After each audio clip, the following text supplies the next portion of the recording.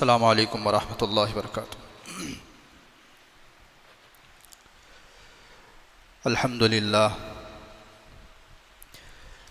للہ نحمده ونستعینه ونستغفره ونؤمن به ونتوکل علیہ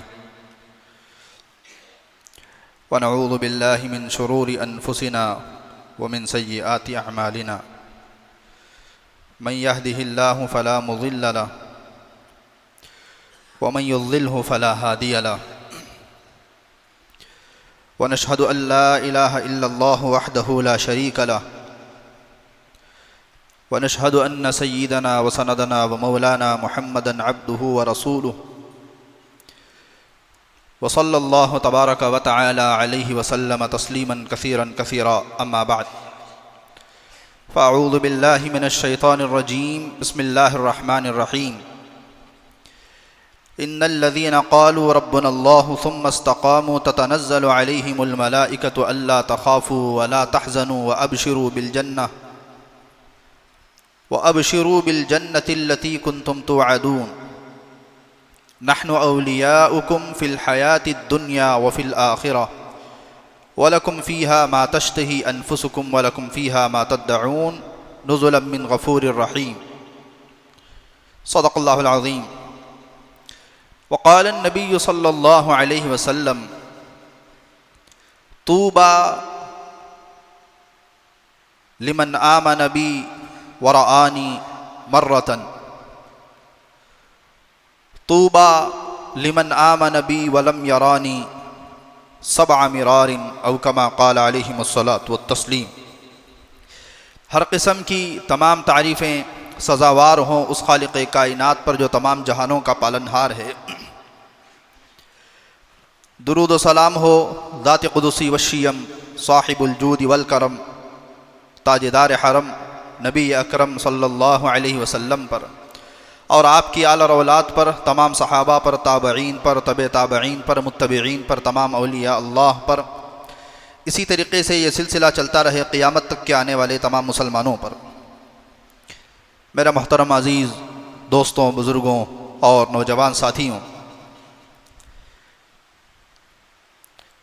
اس سے پہلے کہ میں اپنی بات کو شروع کروں، گزشتہ جمعہ آخر میں یہ بات آپ حضرات کے سامنے کہی گئی تھی۔ بہت سارے لوگ آج کل یہ مسئلہ کثرت سے پوچھتے ہیں کہ ہیلتھ انشورنس جائز ہے یا نہیں ہے۔ اس کی تھوڑی سی وضاحت کر کے میں اپنے عنوان کی طرف آؤں گا۔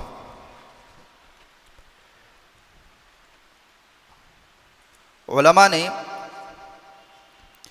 اس مسئلے کو سلجھانے کے لیے، اس مسئلے کا حل نکالنے کے لیے مختلف بیٹھکیں بیٹھی ہیں، بڑا غور و خوض بھی کیا ہے۔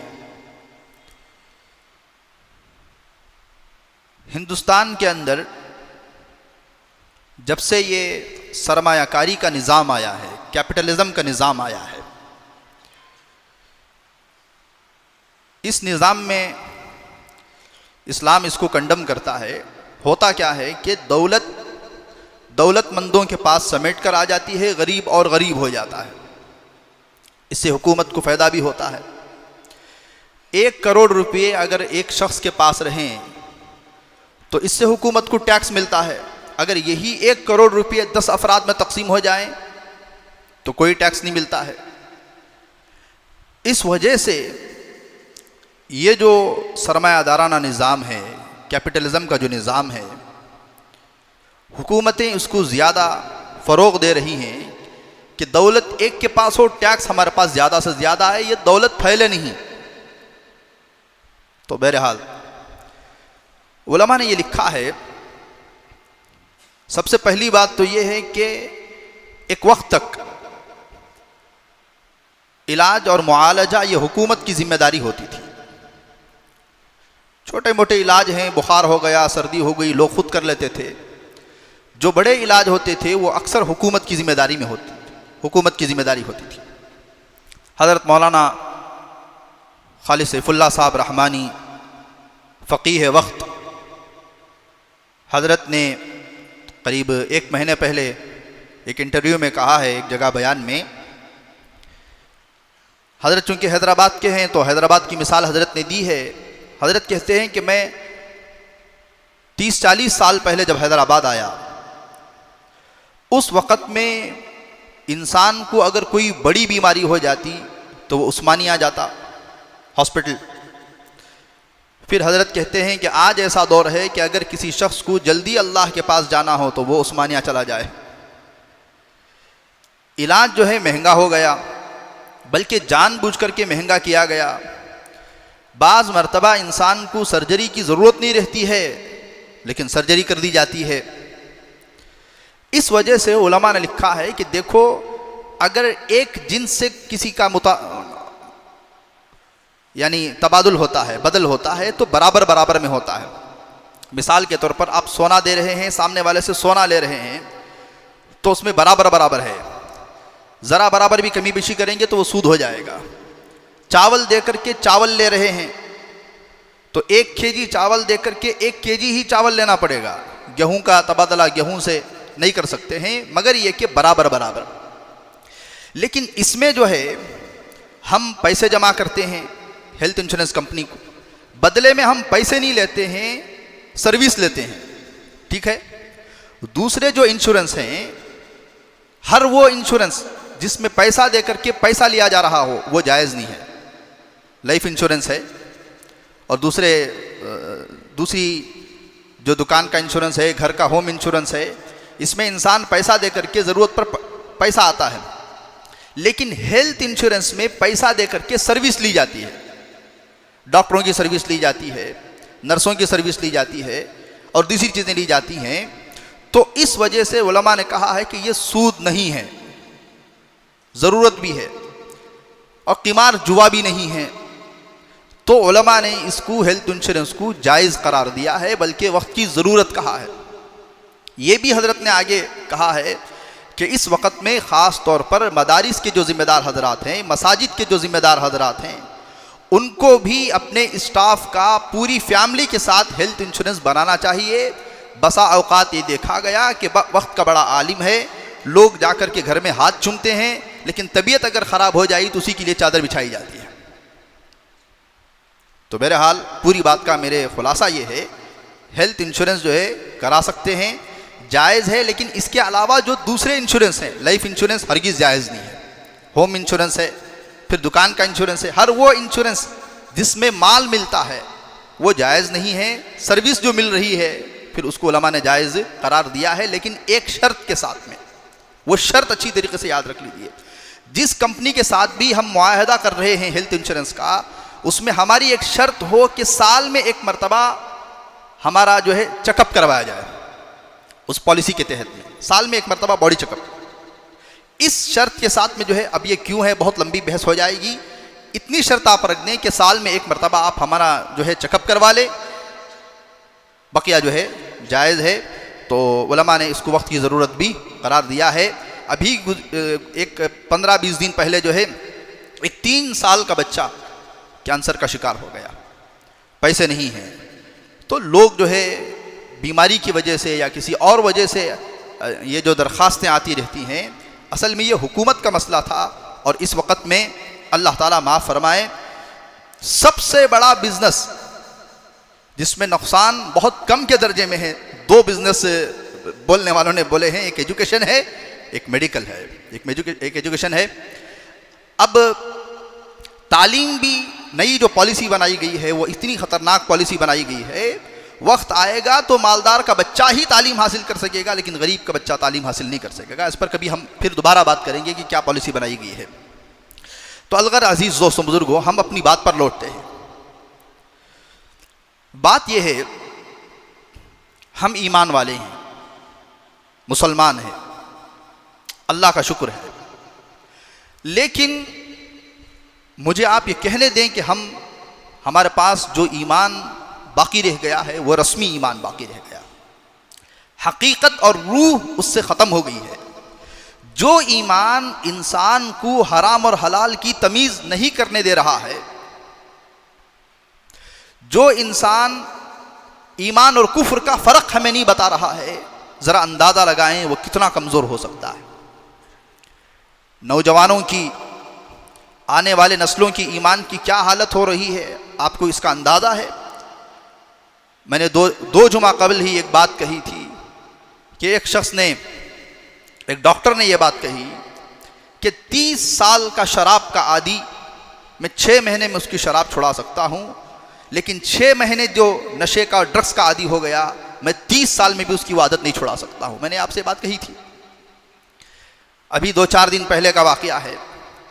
اللہ تعالیٰ ان ذمہ داروں کو جزائے خیر دے جنہوں نے امت کے بچوں کی، آنے والے نسلوں کی فکر کر کے جو نشے کے ڈرگس کے عادی ہو گئے تھے ان کو نشے کی لت چھڑانے کے لیے ایک سنٹر بنایا گیا تھا ہمارے ہی قریب میں نام لینا مناسب نہیں سمجھتا ہوں، آپ سمجھ جائیں گے۔ وہاں پر 25 نوجوان راتوں رات جو ہے پورے کے پورے ٹوٹل بھاگ گئے توڑ پھوڑ کر کے۔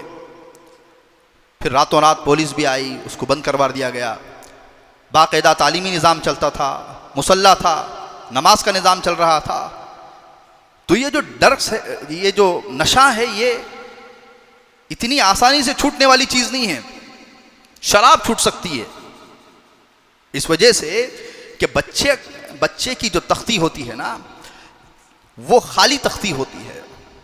اگر اس خالی تختی پر ماں باپ اور علماء کچھ نہیں لکھیں گے تو ایک وقت آئے گا کہ اس تختی پر دوسری چیزیں لکھ دی جائیں گی۔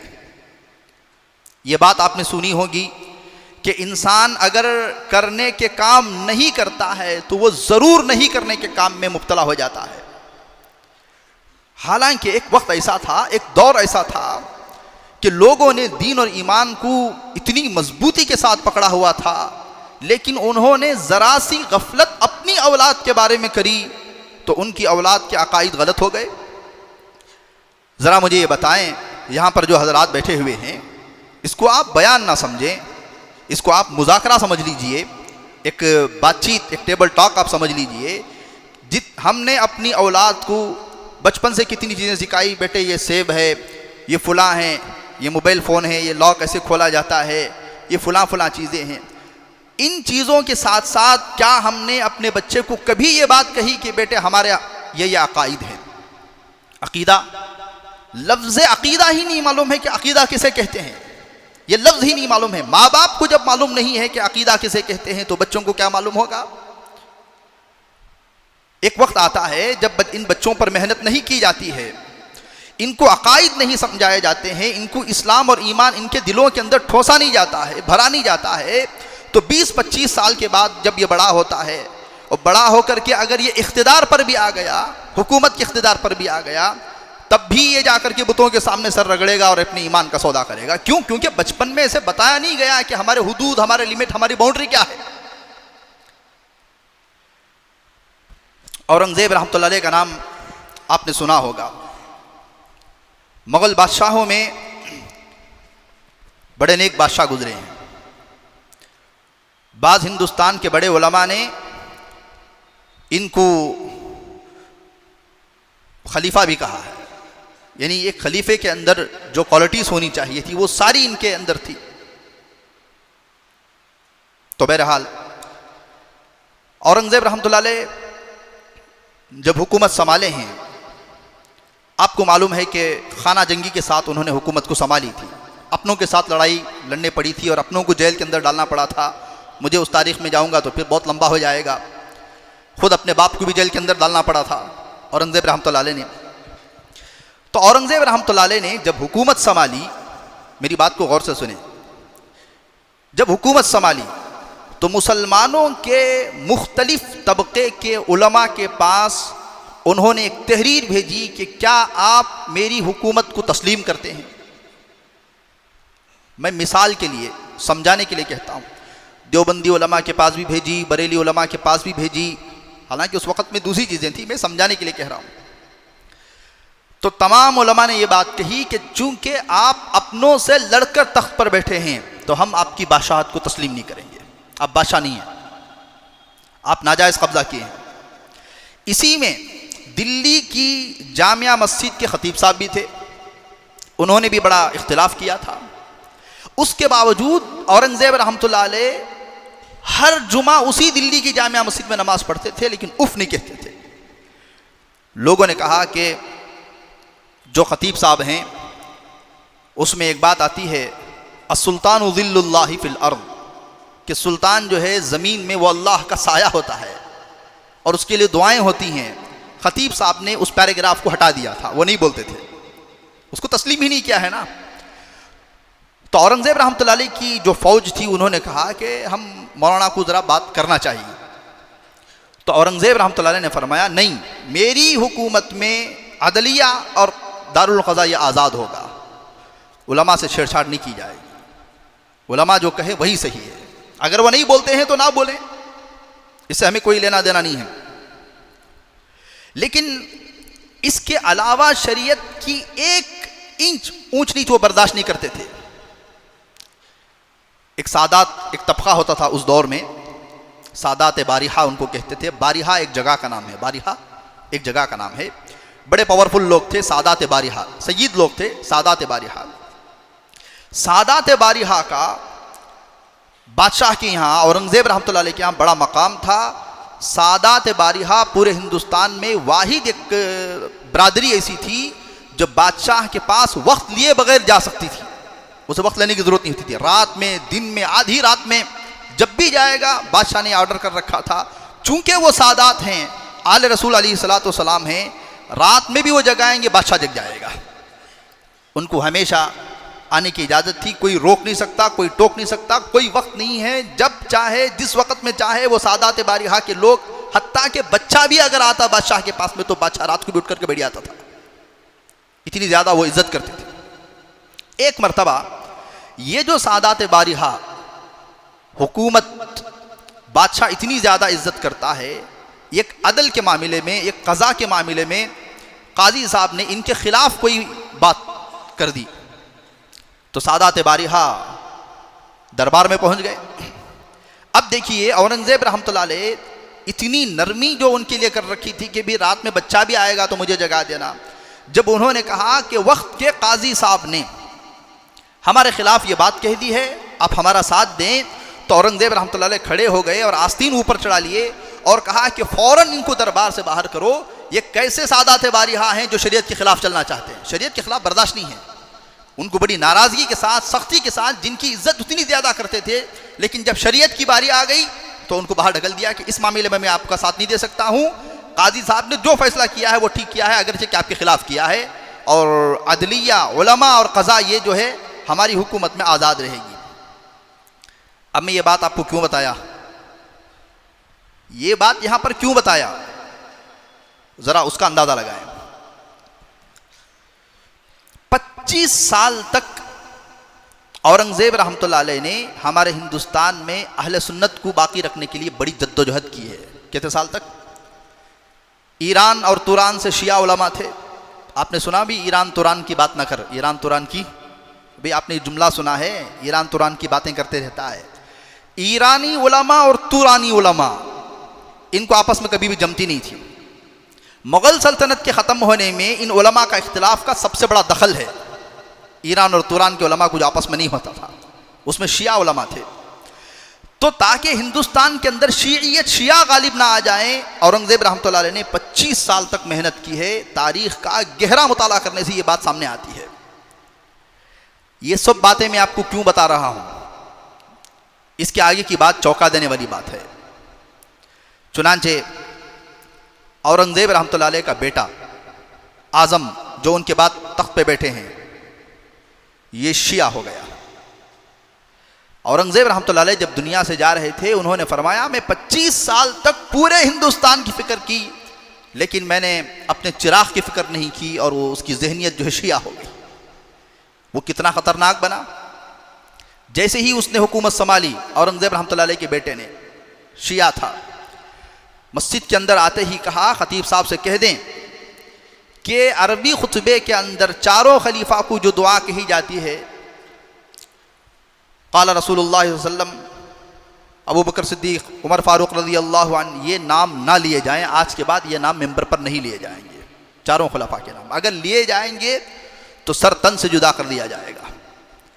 لیکن وہ مولانا کھڑے ہوئے انہوں نے کہا کہ میری زندگی کے 3 مقصد تھے، 3 میری تمنائیں تھیں۔ ایک یہ کہ میں حافظ قرآن اور عالم دین بنوں، اللہ نے بنایا۔ دوسرا بیت اللہ کا حج کروں، اللہ نے حج کروا دیا۔ تیسری شہادت تھی، شاید وہ آج ہوگی۔ وہ کہہ کر کے انہوں نے خلفاء کا نام ممبر پر لیا۔ تو اورنگزیب کے بیٹے اعظم نے خلفاء کا نام ممبر پر لینے کی وجہ سے، چونکہ غلط عقیدوں کو اس نے اپنے اندر بٹھا لیا تھا، جمعے کی نماز کے فوراً بعد سنت پڑھنے سے پہلے خطیب صاحب کو 20 مسجد میں کھڑا کر کے تلوار سے اس کی گردن جدا کر دی گئی، کسی کو کہنے کی ہمت نہ ہوئی۔ کیوں؟ کیونکہ اورنگزیب رحمۃ اللہ علیہ نے پہلے ہی کہہ دیا تھا کہ میں نے پوری ہندوستان کی فکر کی، لیکن اپنے بچے کے بارے میں نے غفلت کر دی۔ تو ذرا سوچیں، اگر ہم اللہ نے جو اولاد مجھے اور آپ کو دی ہے، جو نسلیں ہماری ہیں، ان سادی تختیوں پر اگر ہم کچھ نہیں لکھیں گے، مطلب کیا ہے، عقائد، ایمان اور یہ ساری چیزیں اگر ہم نہیں لکھیں گے تو غلط چیزیں اس میں لکھ دی جائیں گی، اور پھر وہ بچے جو ہے ہاتھ سے جاتے ہوئے کچھ دیر نہیں لگے گی۔ تو ہمارا ایمان کتنا کمزور ہو گیا۔ کس ایمان کی بات ہم کر رہے ہیں؟ کون سے ایمان کی ہم بات کر رہے ہیں؟ جو ایمان ہمیں یہ تک نہیں بتا رہا ہے کہ کیا کفر ہے اور کیا اسلام ہے، ہمیں یہ تک نہیں پتا ہے۔ کتنے مسلمان جو حکومت کے نمائندے ہیں ہمارے ہندوستان کے اندر، ذرا غور کریں، پورے ہندوستان کی بات میں کہہ رہا ہوں، میں کسی کی بات نہیں کہہ رہا ہوں، وہ بتوں کے سامنے جا کے ماتھا بھی رگڑ رہے ہیں۔ اگر بتوں کے سامنے جا کر کے، اگرچہ کہ مسلمان حکمران ہے، وہ اگر ہاتھ جوڑتا ہے، بتاؤ یہ کفر نہیں تو اور کیا چیز کفر ہے؟ بچپن سے عقائد، اللہ کی صفات کیا ہیں، ہم کن چیزوں کو مانتے ہیں، کن چیزوں میں ہمارے پاس کسی بھی حال میں کمپرومائز نہیں ہے، وہ ہم اپنی اولاد کو کب بتائیں گے؟ ابھی نہیں تو اور کب بتائیں گے؟ اچھا، ہمارا جو ایمان ہے وہ کیا ہے؟ ذرا دیکھیں، نماز تو ہم پڑھ رہے ہیں، لیکن نماز ہم بے شعوری میں پڑھ رہے ہیں۔ ذرا فتوے کی بات تو الگ رکھتے ہیں، آج سے یہ کوشش کریں، 2 رکعت نماز پڑھنے کے بعد یہ غور کریں کہ میں یہ نماز اللہ کے حضور اور شعور کے ساتھ پڑھی ہے یا بے شعوری میں پڑھی ہے۔ اگر بے شعوری میں پڑھی ہے تو پھر دوبارہ نماز کو دہرائیں گے۔ یہ فتوے کی بات میں نہیں کر رہا ہوں، فتوے میں ایک مرتبہ نماز پڑھی تو نماز ہو گئی، لیکن اگر بے شعوری میں، ہمارے اللہ والے ایسے گزرے ہیں، وقت کے اللہ والے بزرگان دین جو ہے نماز پڑھتے تھے، اس نماز کا جائزہ لیتے تھے کہ میں نے یہ نماز اللہ کا شعور رکھ کر کے، اللہ کو سامنے ناظر رکھ کر کے پڑھی ہے یا غفلت پہ پڑھی ہے۔ اگر غفلت میں پڑھی تو پھر دوبارہ پڑھتے تھے۔ حتیٰ کہ حدیث کی روشنی میں یہ بات ملتی ہے کہ آدمی کا ایک عمل اگر قبول اللہ کے یہاں ہوتا ہے تو دوسرے نیکسٹ عمل کی توفیق ہوتی ہے۔ اگر ظہر کی نماز ایک عالم دین پڑھتے تھے، ایک اللہ والے پڑھتے تھے، عصر کی نماز اگر ان کی چھوٹ گئی تو ظہر کی بھی قضا کرتے تھے، شاید ظہر کی نماز قبول نہیں ہوئی، اسی کی وجہ سے عصر کی توفیق نہیں ہوئی ہے، وہ پھر دوبارہ دہراتے تھے۔ ہم اگر نماز پڑھ رہے ہیں، 2-4 دن پہلے کی بات ہے، میں کئی حضرات کو دیکھتے رکھتا ہوں، مجھے افسوس ہوتا ہے کہ بھی آپ سالوں سے نماز پڑھ رہے ہیں، مہینوں سے آپ نماز پڑھ رہے ہیں، لیکن نماز کے اندر کوئی روح نہیں، کوئی جان نہیں، اور کیا پڑھ رہے ہیں، کس کے سامنے کھڑے ہیں، کیسے کرنا چاہیے، کوئی احساس نہیں۔ بس بچپن سے جو عادت پڑی ہوئی تھی، باپ کے ساتھ آتے ہوئے، دادا کے ساتھ آتے ہوئے، نانا کے ساتھ آتے ہوئے، اسی عادت کو ہم کر رہے ہیں، ورنہ جو ہے اس کے اندر جو حقیقت، جو روح تھی، وہ بالکل ختم ہو گئی ہے۔ نہ اذانوں میں جان باقی ہے، نہ نمازوں میں جان باقی ہے، نہ ایمان کے اندر جان باقی ہے، کسی چیز کے اندر باقی نہیں ہے۔ کھا رہے ہیں، پی رہے ہیں، بیکار کی ایران اور توران کی باتیں کر رہے ہیں، نہ آخرت کا فکر ہے، نہ آخرت کا غم ہے، نہ جنت جہنم سامنے ہے، نہ اللہ کا ڈر سامنے ہے، نہ اللہ کے نبی علیہ الصلوۃ والسلام نے کن چیزوں سے منع کیا، ہم کون ہیں، ہم کیا ہیں، ہمیں کیا کرنا چاہیے، اس کا کوئی احساس نہیں ہے۔ حضور پاک علیہ الصلوۃ والسلام نے فرمایا، آیت المنافق ثلاثۃ، منافق کی 3 نشانیاں ہیں۔ یہ نہیں کہ اگر نماز نہیں پڑھے گا تو منافق ہے، اگر روزہ نہیں رکھے گا تو منافق ہے، اگر زکوٰۃ نہیں دے گا تو منافق ہے۔ فرمایا اذا حدث کذب، بات کرے تو جھوٹ بولے، یہ ایمان نہیں ہے، یہ منافق ہے۔ کتنی بڑی بات ہے، سنتے ہیں، بیانات سنتے ہیں، لیکن بیانات سننے کے بعد بھی ہمارا ایمان اتنا کمزور پڑ گیا کہ ہمارے دل کو وہ جھنجھوڑ نہیں پا رہا ہے، سست ہے، سویا ہوا ہے، رفتار اس کی بالکل ختم ہو گئی ہے۔ عرب حرم کے اندر بعض عربوں کو دیکھا گیا کہ ان کی نمازیں صحیح نہیں ہیں، وہاں پر رہ کر کے بیت اللہ کے سامنے حتیم کے سامنے رہ کر کے ایک شخص اپنی بیوی کے ساتھ ایسی سیلفیاں کھینچ رہا ہے، مجھے شرم آئی. میں نے پولیس والے سے کہا کہ آپ اس کو کوئی پوچھتے نہیں ہیں، آپ اس کی کوئی خبر نہیں لیتے ہیں. پھر وہ پولیس والا جا کر کے روکا. نہ نماز کا ادب، نہ حرم میں کیسے رہنا چاہیے، کوئی ادب نہیں، کوئی احترام نہیں، کوئی چیز نہیں. بس رسمیت کا جو ایمان باقی ہے اسی ایمان کے ساتھ ہم چل رہے ہیں. شعائر تک ہم بھول گئے ہیں، شعائر نہیں معلوم ہیں. کتنی مرتبہ جنازے کے ساتھ تدفین میں شریک ہونے کا موقع ملا. لوگ ایک بات تو جانتے ہیں کہ جب میت کو قبر میں لٹایا جا رہا ہو، منہا خلقناکم وفیہا نعیدکم ومنہا نخرجکم تارۃ اخری، ٹھیک ہے. اس سے ایک اور چیز ہے، وہ شعائر ہے. شعائر کسے کہتے ہیں؟ اسلام کی خاص چیزیں شعائر ہے. جیسے اذان اسلام کا شعائر اسلام میں سے ہے. شعائر ہیں وہ کیا ہے؟ بسم اللہ والصلاۃ والسلام علی ملت رسول اللہ، علی ملت رسول اللہ. ہم اس کو چھوڑ رہے ہیں، ہم اس کو بھیج رہے ہیں، اللہ کے دین کی، اللہ کے نبی کا امتی ہے، ہم اس کی گواہی دے رہے ہیں. کوئی نہیں پڑھتا ہے، کسی کی زبان پر نہیں آتا ہے. جب انسان سونے پر جائے، الحمدللہ، پھر اللہم بسمک اموت واحیا، یہ تو دعا پڑھتے ہیں. لیکن اس وقت بھی علی ملت رسول اللہ احادیث سے ثابت ہے، شاعر میں سے ہے. تو کتنی چیزیں ایسے ہیں عزیز دوستوں بزرگوں، ہم خواب غفلت میں سوئے ہوئے ہیں، غفلت کی زندگی ہم گزار رہے ہیں. اللہ کے لیے جو ویڈیوز آ رہے ہیں نوجوانوں کی حالت کی اور جو لڑکیوں کی حالت کی جو آ رہے ہیں، نبی کا نام نہیں پتہ ہے. آخری نبی ہیں اللہ کے نبی علیہ الصلوۃ والسلام کے بعد، آپ کے بعد کوئی نبی آنے والا نہیں ہے، یہ بات پتہ نہیں ہے. کتنے بڑے ایسے ہیں جن کو اسلام کی بڑی بڑی چیزوں کا کوئی علم نہیں ہے. حتیٰ کہ ابھی مجھے ایک صاحب کہہ رہے تھے کہ انہوں نے باقاعدہ سروے کیا. لوگ جو ہے امت کس دہانے پر آ گئی ہے، میں یہ آپ کو بتا رہا ہوں. نوجوان جو نسلیں ہیں، ہم دین کو مان کر دین پر چلنے والے ہیں. یہ بات اگر ان سے کہی جائے، آپ کہو تو وہ کہنے کے لیے شرما رہے ہیں. تف ایسی زندگی پر بولنے کے لیے شرما رہے ہیں، تو پھر کرنا تو بہت دور کی بات ہے.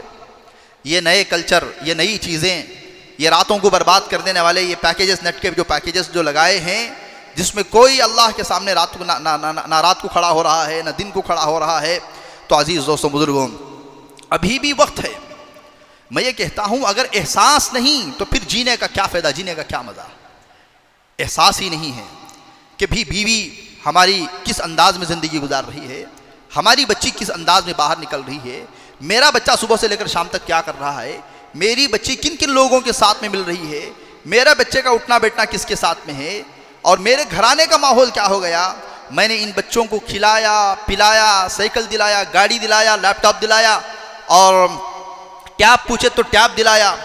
بھائی کو بچی کو جو ہے لڑکیوں کو 80 ہزار کا فون ماں باپ دلا رہے ہیں.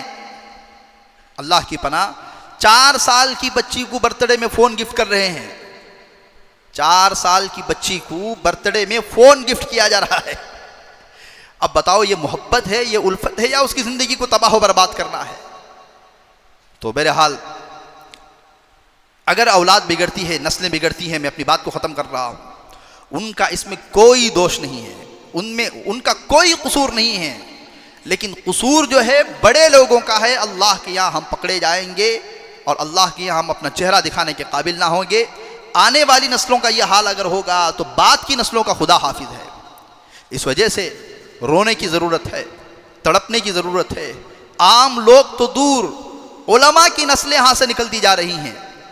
اگر ایک عالم دین جس نے زندگی بھر لوگوں کو دین اور اسلام کی طرف بلایا اور دین کی نصیحت کی، اسلام کے بارے میں سمجھایا، اپنی اولاد کے بارے میں، اپنے بچے کے بارے میں خبردار اگر ذرا بھی غافل رہا تو پھر اس کے دنیا سے جانے کے بعد اس کا بچہ کس کونے پر کھڑا ہوگا یہ پتہ نہیں ہے. میں نے 2-3 جمعہ پہلے ہی بات بتائی تھی کہ دارالعلوم دیوبند کے شیخ الحدیث کا بیٹا اسلام سے باہر چلا گیا. غفلت میں زندگی گزارنا نہیں ہے، اپنے ایمان کو بھی مضبوط کرنا ہے. جو رسمی ایمان ہے وہ رسمی ایمان سے جو ہے ذرا حقیقی ایمان کی طرف ہم اپنے آئیں. نماز پڑھیں تو احساس ہو کہ ہم اللہ کے سامنے کھڑے ہوئے ہیں. ہر نماز کے بعد جائزہ لیں کہ کیا یہ میری نماز واقعی اللہ نے اس کو قبول کر لیا ہوگا. کوئی کام صرف اللہ کے لیے رات کی تنہائی میں اللہ کے لیے وہ کام کہتے ہیں جس کا صرف اللہ گواہ ہو، اللہ کے علاوہ کوئی اور گواہ نہ ہو۔ یہ کام صرف اللہ کے لیے کچھ ایسے کریں زندگی میں، ہر انسان جو ہے آج طے کرے، آج یہ طے کر کے اٹھیں کہ میں اپنی زندگی میں آج سے ہی روزانہ کم از کم 1-2 کام تو ایسے کروں گا جس کا گواہ صرف اللہ ہوگا، اور وہ صرف اللہ کے لیے کام کیے جائیں گے، اس میں دوسرے انسان کو جو ہے کسی کو اس کا پتہ نہ ہوگا۔ اللہ تعالی ہم تمام کو کہنے سننے سے زیادہ عمل کرنے کی توفیق عطا فرمائے۔ وآخر دعوانا ان الحمدللہ رب العالمین۔ ایک اعلان یہ ہے کہ شب برات کے موقع میں